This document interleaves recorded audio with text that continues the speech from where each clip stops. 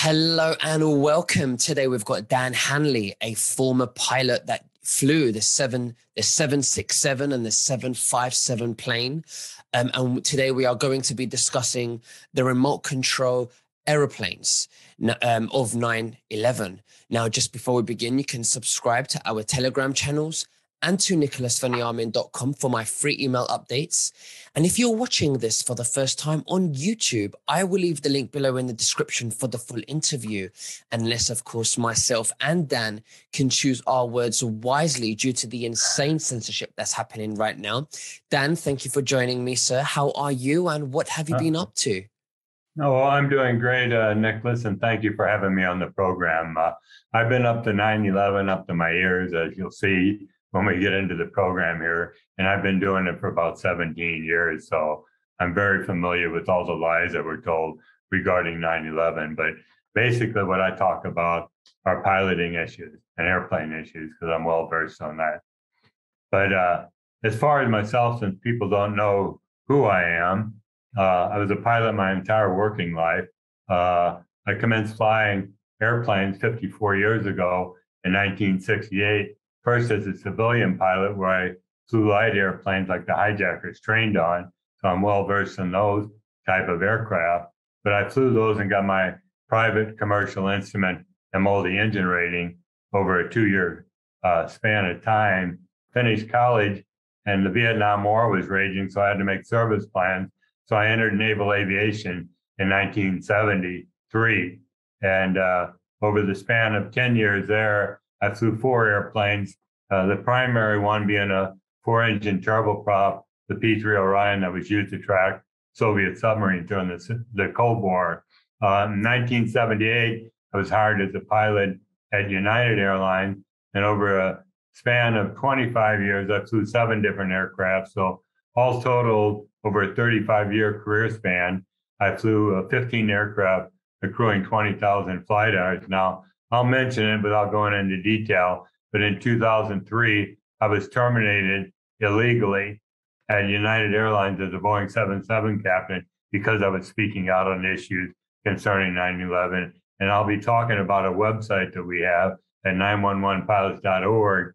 And there's about Dan Hanley page, and at the bottom of that, there's a real long affidavit that goes in if you're interested in learning why they terminated me. But that's about it as far as my career goes. But I'll make a statement before we get started here. With all my flight experience, I can unequivocally state without reservation or embarrassment that I could not have flown the 9/11 flight profiles, and neither could the hijackers. And the aircraft is too complex, and as are the profiles that they flew that day, and we'll be getting into that. But I'm not the only one that says that. There are other pilots that back my assertion.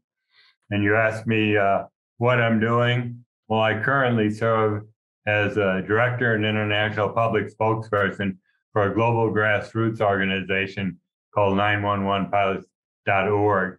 I'm sorry, yeah, 911 Pilot Whistleblower, 9/11 Pilot Whistleblowers. And we got a website at 911pilots.org and a YouTube channel at 911 Pilots. Now, the purpose of our organization is to show that there were no Muslim hijackers at the controls of the 9/11 aircraft, but that they were electronically hijacked and remotely controlled using a system called the uninterruptible autopilot that we'll get into in a bit, that enables a remote source to take complete control of an aircraft autopilot and flight management computer and fly it wherever it wants to its designated target. Now, once the system's engaged, the pilots can no longer disconnect it. So that's basically the purpose of our organization. And one of the primary goals we have has been, and still continues to be, recruiting highly trained and experienced pilots from around the world, whether they're active or retired, civilian or military, who will attest on camera as to the absurdity of this notion that these hijackers flew the airplane, in that they could not have flown the flight profile themselves. And in the interviews that we do, we ask them to identify what skills would have been required and what they lacked in flying the flight profiles. Then we give an example of what we're talking about and how complex the flight profiles were of the profile supposedly flown by American 77 into the Pentagon.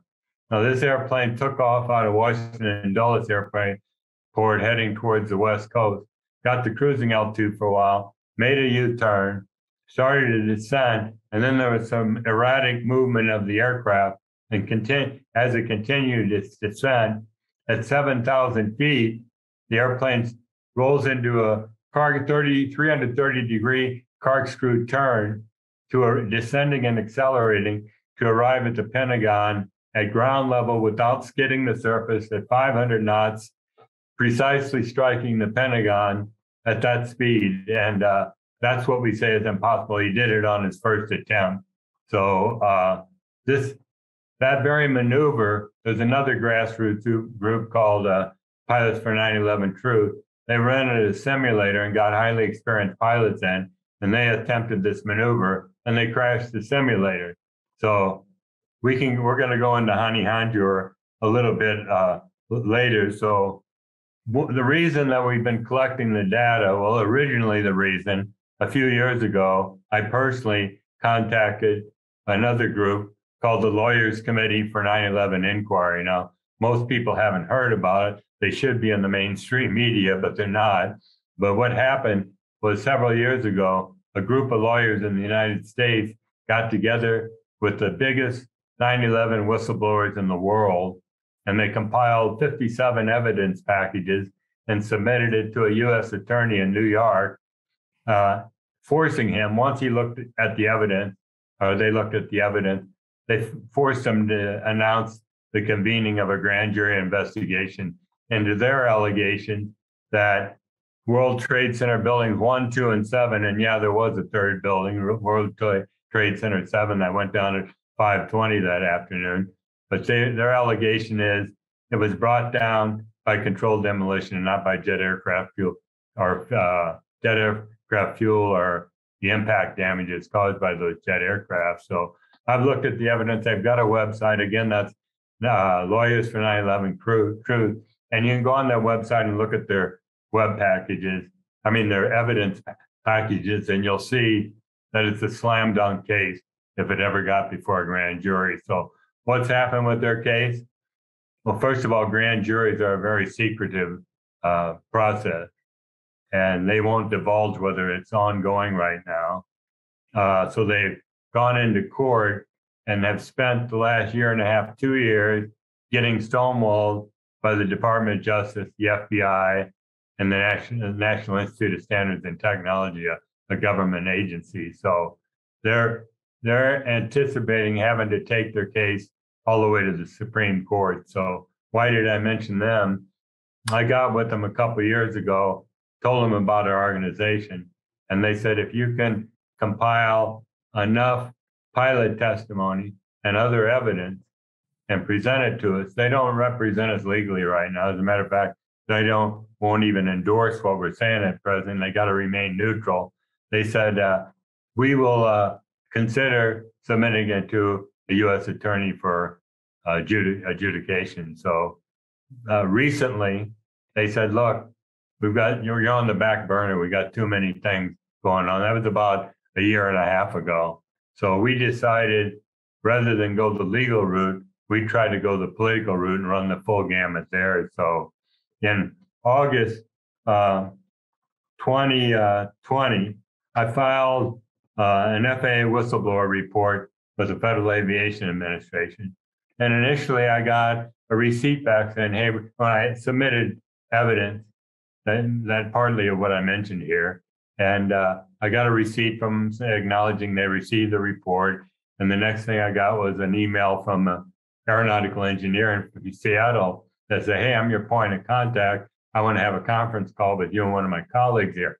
And I answered him on the email saying, great, I'll talk to you tomorrow morning. Well, when I said, great, I'll talk to you tomorrow morning, I did a data dump on him with a whole bunch of additional information about this uninterruptible autopilot and everything we were actually talking about. And that I had a conversation with him the next day that lasted 10 minutes. He was very tight-lipped. And then I got an email saying, we didn't realize the depth and breadth of your material. It's gonna take some time for us to digest. That was the last I heard from him. That was the last phone call I had with the FAA over a year and a half span. So we contacted. You have any questions? I'm rambling on here, Nicholas. No, please. I'm going to let you just go for it so the viewers can hear it. And then Well, I'm taking notes down as you're speaking. okay. Well, I might take the whole hour saying this. I'll try to speed it up and cut some corners here. But long story short, we went back and forth with the FAA. More evidence. They were coming back saying, "Look, we already investigated this." They gave us 2 whistleblower reports that they said they had administrated and that found no wrongdoing. So we did a Freedom of Information Act on those and found they were lying. So finally, they put out a 2-page memorandum. It was full of holes, deceit, outright lies, and we called them on it, and they quit. They said, "We're going to quit talking to you. We're going to stand by our decision that this case is closed." And we said, "Don't you dare close this case. We have more evidence forthcoming." So that's when started the letter writing campaign, when they shut us down and stonewalled us, when we had supplied them with more than ample evidence of what we were saying. And actually, we were talking about the weaponization of a commercial jet airplane with its uninterruptible autopilot. And we also allege that possibly this occurred with the Malaysia Air 370, Malaysia Air 77, and the Russian Metrojet that crashed in the Sinai. So it was more than just the 9/11 aircraft that we brought up with our evidence. So that's what started the letter writing in February 2021.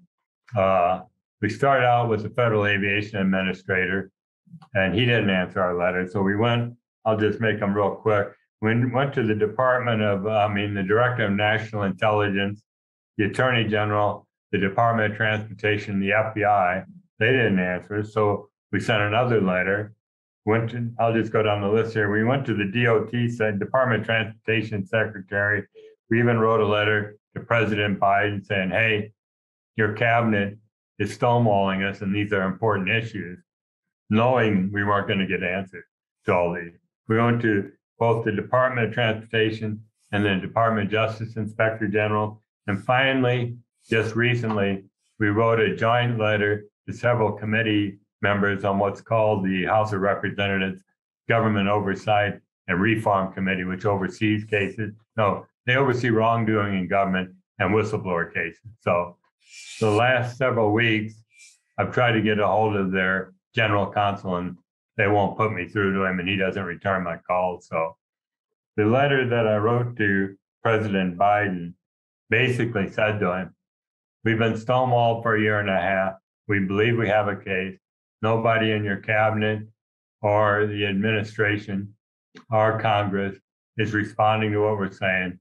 So perchance it may be necessary for us to go to some Muslim country with this information, because we're sure they would be interested in it," when we said there were no Muslim hijackers at the controls of the 9/11 airplane. So that's where we're at right now.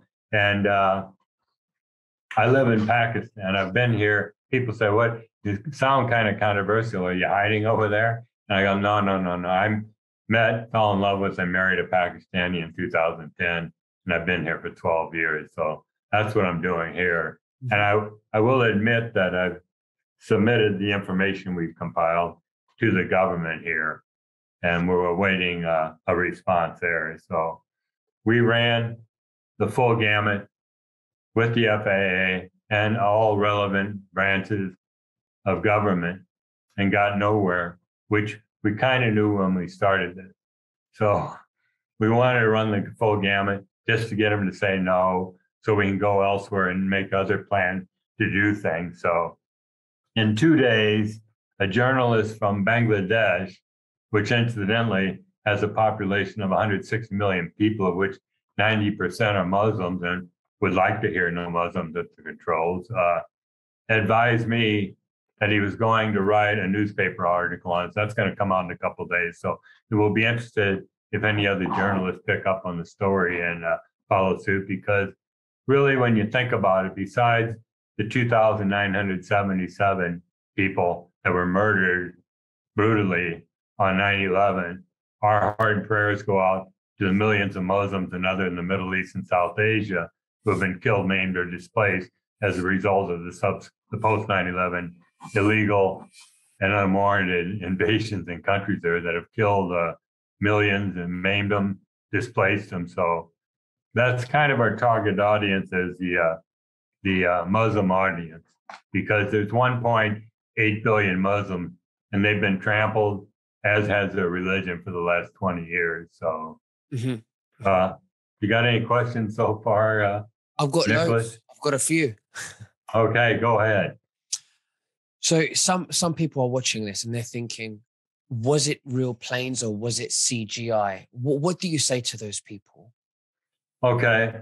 Well, I've heard all the arguments all the way around about whether or not a plane crashed in Pennsylvania, whether it was CGI at the Twin Towers or whether it was a missile or an airplane at the Pentagon. And I got to point out, we're not saying what happened on 9/11. We're saying what could not have happened. That is only that the hijackers couldn't have flown the airplane, and that we're offering as an alternative, a viable alternative, that this uninterruptible autopilot system was used. And we're leaving it to the readers, and we got a lot of videos on the website, to decide on their own. As far as your question, CGI, do I personally believe it? I've seen all the evidence. I've seen the wing disappear. I've seen the airplane fuselage meld into the building. And in spite of all that very believable evidence, I personally don't buy it. I mean, I've heard about airplane swaps, that really wasn't United 175 that hit the South Tower, that they swapped them with the uninterruptible autopilot. So our scope is so narrow. It's what I said. The hijackers couldn't have flown the airplane. We're off from the uninterruptible autopilot, and we don't get into those other issues, because I forever have people on social media and elsewhere wanting to debate those issues with me. And I said, I don't debate them anymore. I'm exhausted from debating them in the past. So if that answers your question. Absolutely. So I want to also ask you, if it, let's just say, for an example, for argument's sake, it was a plane, okay, that did actually hit the towers. Now, because the towers were made of steel, would you suggest that as the planes hit it, it just disappeared in debris and ashes, and it didn't even get a chance? And then when we saw the explosions come out of the towers, it looked like a controlled demolition explosion. What do you think? Right. Exactly. I believe, I mean, people say the plane melted in the tower. I go, well, that was a video you saw. I don't know who produced it and released it. But I personally believe you got a 100-ton airplane traveling at 500, or the 767 that hit the South Tower was almost 600 miles an hour. And you think about the kinetic energy and momentum produced with an object that big going that fast. And I allege that the airplane, it was like going through a cheese grater. It disintegrated into a million pieces at that speed. So there was an airplane that hit the South Tower, because you can see an airplane mark on the side of the building, the bank the airplane was in. So they're saying it couldn't have penetrated the steel. I don't know. I'm not a structural. The architects and engineers for 9/11 Truth are the structural engineers, and they don't even go there. They just talk about the impossibility of the towers being brought down by not by controlled demolition. That's what they're claiming it was brought down by. So I agree with, well, I believe the big flash you saw there was a fuel blowing up, but we don't really go there. Mm-hmm. We don't really go there, okay. Nicholas. So just to confirm, did you fly any of the planes that were later involved into the demolition? That's why I feel I'm qualified to talk about this, because I mentioned that I flew Cessnas early on in the late 60s, and I know how inexperienced I was then. And then in the 90s, I flew the Boeing 757 and 767 aircraft, which are the aircraft that they used that day. and I know how complex and challenging it would be to fly. And that was going to be my next topic here, was the airplanes themselves. Because you look at we do a photo comparison of a Cessna 172, which is a little airplane, with that of a 767. And you're talking about, like I said, a 1-ton versus a 100-ton airplane, one that goes 100 knots versus 500 knots, one that's 27 feet long versus 180 feet long, and one that has a 180 horsepower engine compared to two jet engines that are capable of producing 48,000 pounds of thrust. And we're saying there's no way they could have made that transition, never having flown the airplanes before. There's no way. And we use a comparison of, imagine you had your driver's license in the family car for a year, and someone asked you to climb, like I said, climb into the semi-tractor trailer or get into a Formula One or race car. It's not going to happen. And that's the same we're saying there. They didn't fly jets. And that would be the next thing I talk about here, is the cockpits themselves. We've did a photo comparison there. And you look at a Cessna 172 aircraft compared to a 767. And the Cessna's just got a few old-fashioned round dial instruments, a radio, a few knobs and switches. And then you go to the 767. You got a whole myriad of switches and dials and radios. You got electronic flight instrument displays that you have to be able to interpret.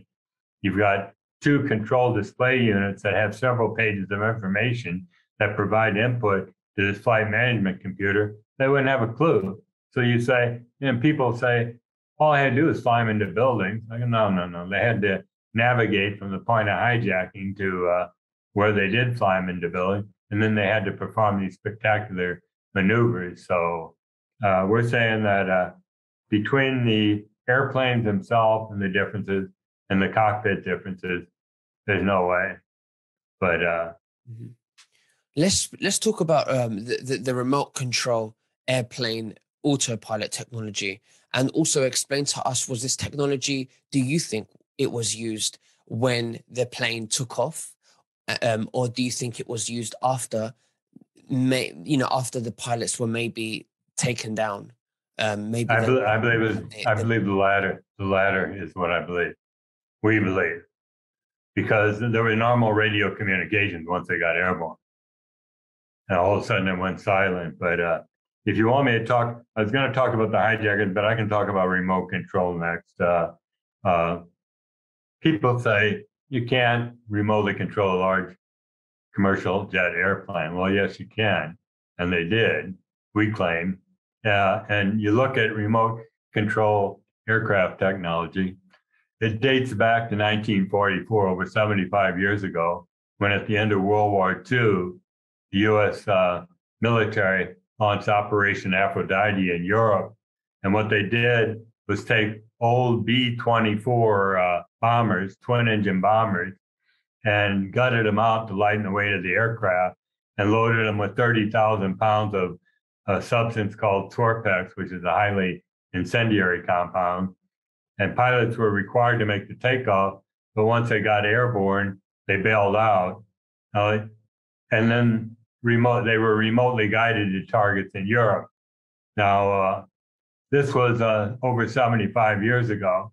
And we point out that Joe Kennedy, JFK's older brother, was killed on one of these top secret missions when the airplane blew up due to a malfunction before he was able to bail out. And we got a short film clip on that where they show about the uninterruptible autopilot. And there's several other examples we could give, but we jump ahead to 1984, 40 years ahead. You imagine the technology advancements since then over a 40-year span. And the Federal Aviation Administration got together with the National Aeronautics and Space Administration, NASA, and they conducted a joint crash test experiment in a remote location. And in this case, they took a large 4-engine Boeing 720 aircraft, loaded it with crash dummies and cameras, took it off and flew it around by remote control, flew it around the plane pattern several times and landed it before intentionally crash landing the aircraft. And this was, what, 1984. So you're talking 17 years before 9/11. So we got a short film clip there, and all you see on it is a plane crashing. But really, when you look at it on final, it's rocking its wings. And we just point out that that airplane was being remotely controlled.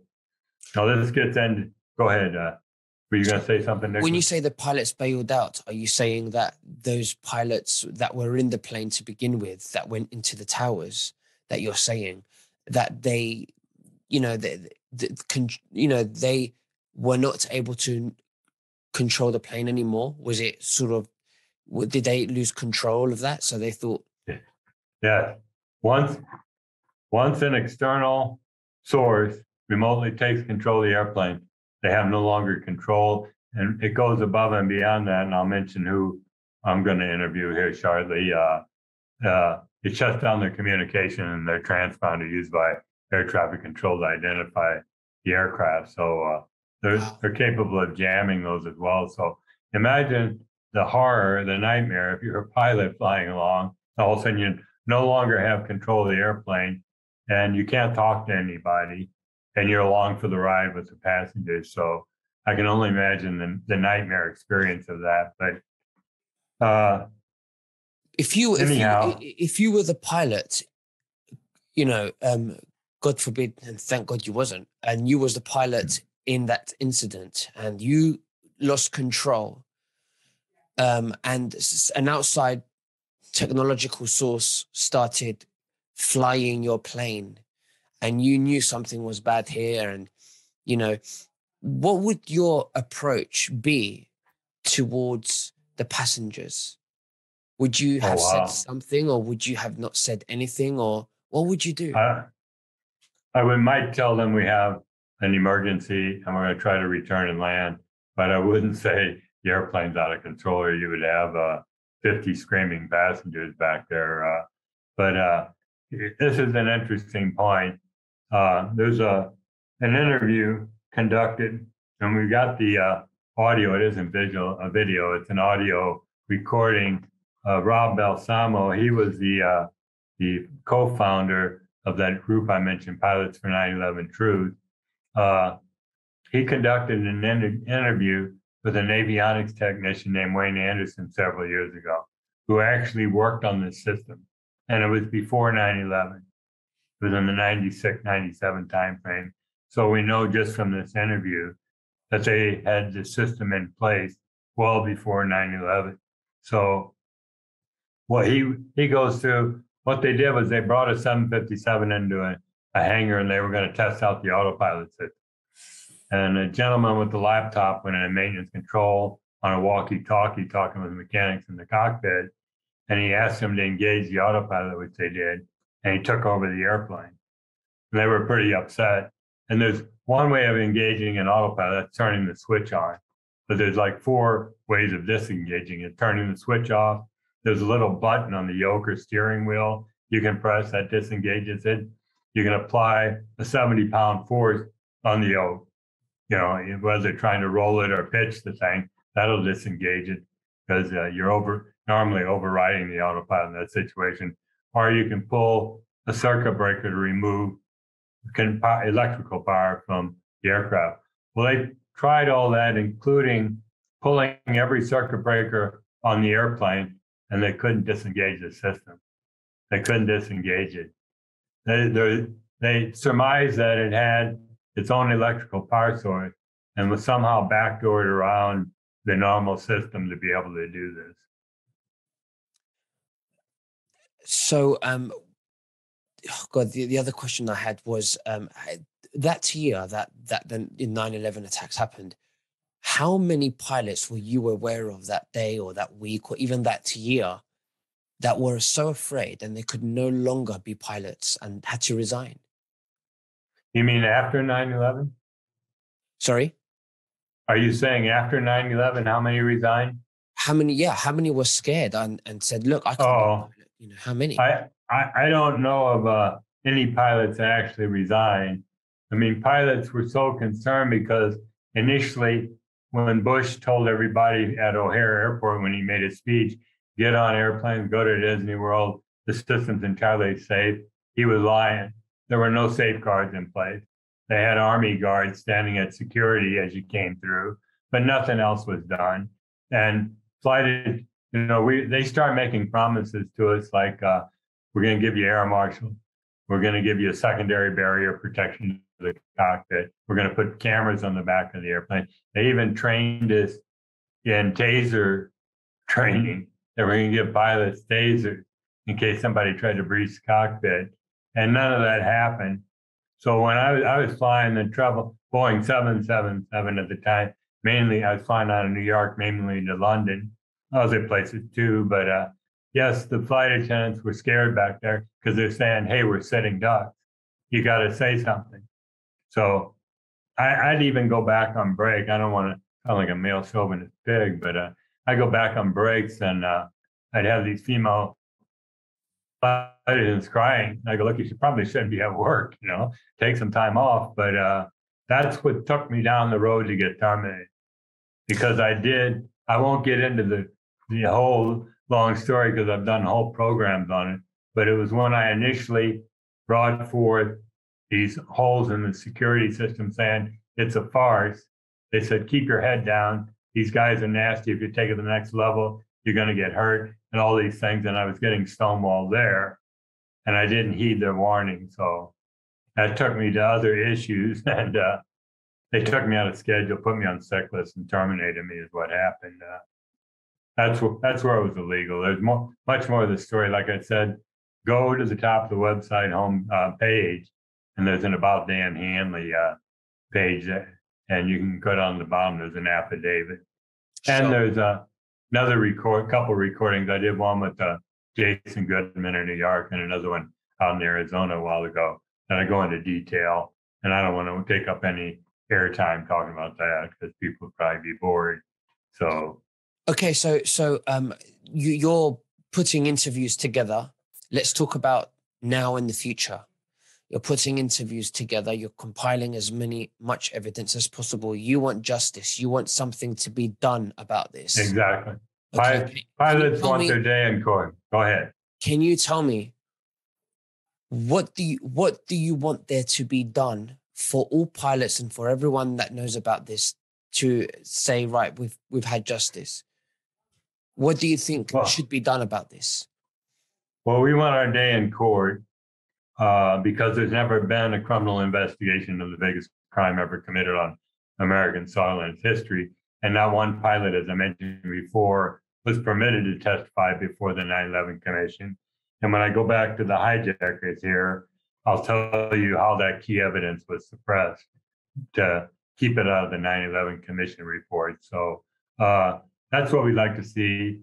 The Lawyers Committee would like to have their case go before a grand jury and ultimately into a federal court of law. But I personally, based on past experience in another whistleblower case I was involved with for several years, have lost all faith and trust in the U.S. government that will be successful because I personally believe the whole system is so corrupt that it won't happen unless a foreign country would do it.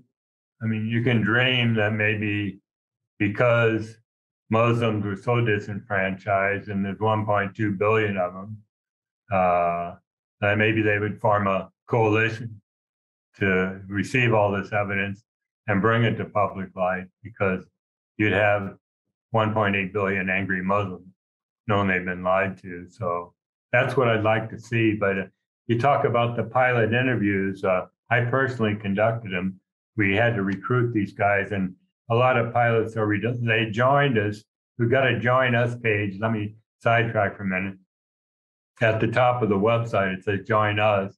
You click on that. All we need is your name and email address, and there's a comments box at the bottom there, and that puts you on our list. And we ask our mailing list, our emailing list, and we ask that pilots put the type aircraft they flew so we can contact them. And that's what we've been doing the last couple of years is contacting pilots. But you would be amazed by the number of pilots go, hey, yeah, I support what you're doing. Keep going, but I don't want to be interviewed.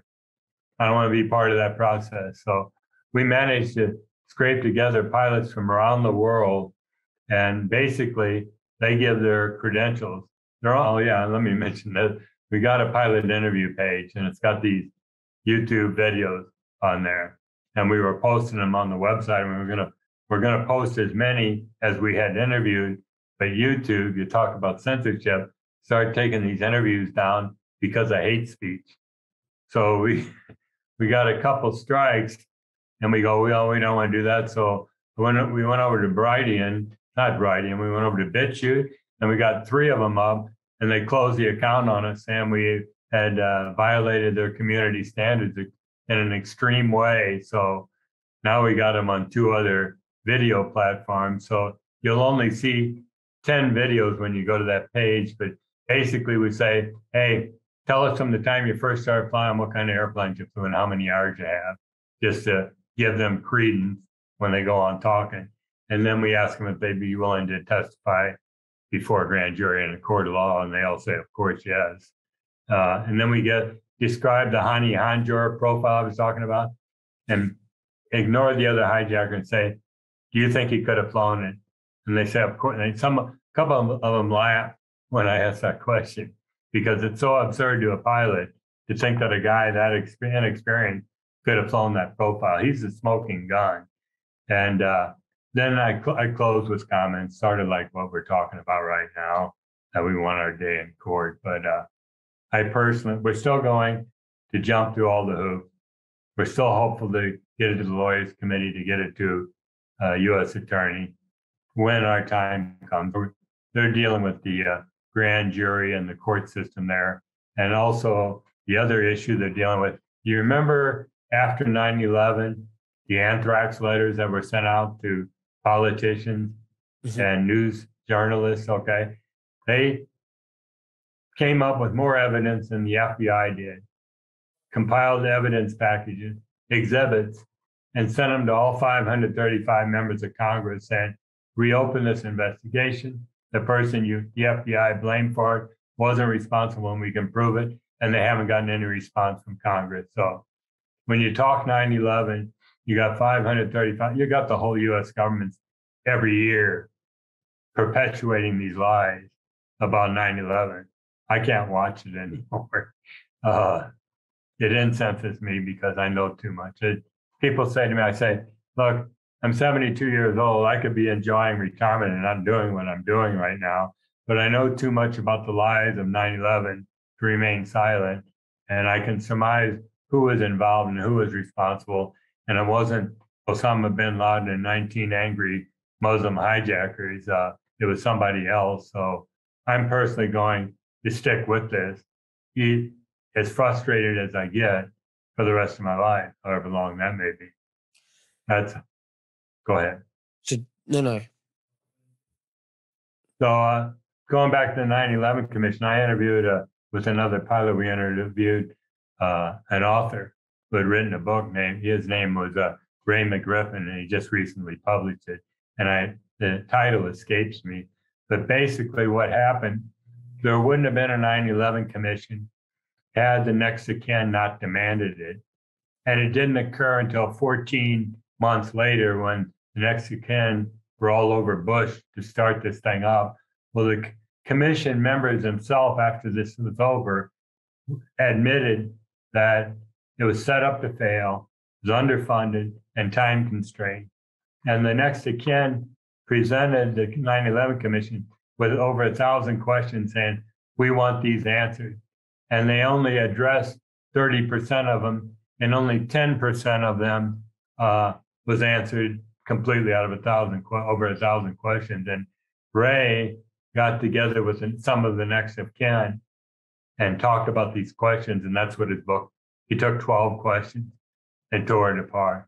And he came to me saying, hey, do any of your pilots have any extensive knowledge on why airplanes weren't scrambled that day and intercepting these jets? Well, I knew a guy, and we talked about that on the interview. But yeah, it's disgusting. The 9/11 Commission was a farce.